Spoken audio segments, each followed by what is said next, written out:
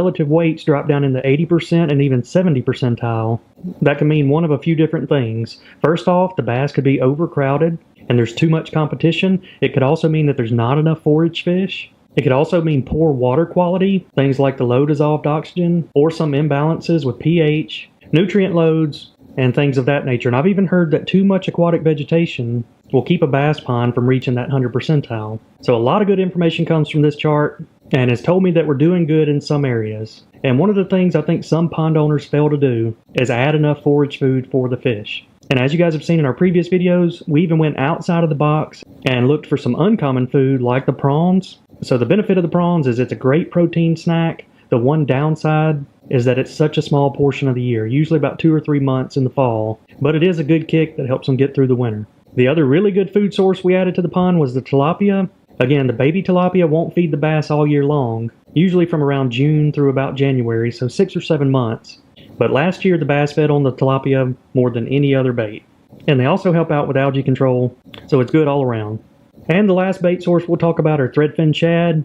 And these are much more complicated than I initially expected. So one mistake I made as a new pond owner, I thought, okay, when you stock 10,000 shad, that's going to feed your bass a long time. Well, I was wrong. So bass will go through 10,000 threadfin shad quick, and a bass has to eat 10 pounds of forage to grow 1 pound. So I quickly learned that when you stock the threadfin shad, you don't want those to get eaten, you want them to multiply, and you want to see 100,000 shad in the pond rather than 10,000, and that's what'll feed these bass throughout the entire year. On a side note, I just realized that means the goat has eaten over 40 pounds of bait fish himself. Probably closer to 50 or 60, which is incredible. Which is why you need a self-sustaining forage fish like the threadfin shad. And so that's where things get complicated. So a threadfin shad's only source of food is phytoplankton. And the only way you're going to get phytoplankton in a pond is to fertilize it. And that led to some other mistakes that we made, especially in our first year. So during our very first winter, once the temps dropped below freezing, our pond water actually got crystal clear, which isn't necessarily a harm,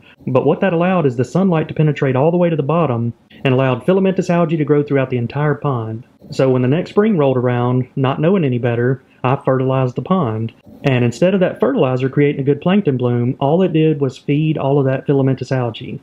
So we had an abundance of algae, no plankton bloom, and what I've since learned from that is that you have to get rid of the algae first before fertilizing. And when it's taken over your whole pond, you can't use chemicals, so the best way to do that is to starve it out with some beneficial bacteria that'll outcompete it for its food source. So this past spring, I learned from my mistake the year prior, and we treated all the algae before fertilizing, and that created a new problem for us, and that's when all that filamentous algae died.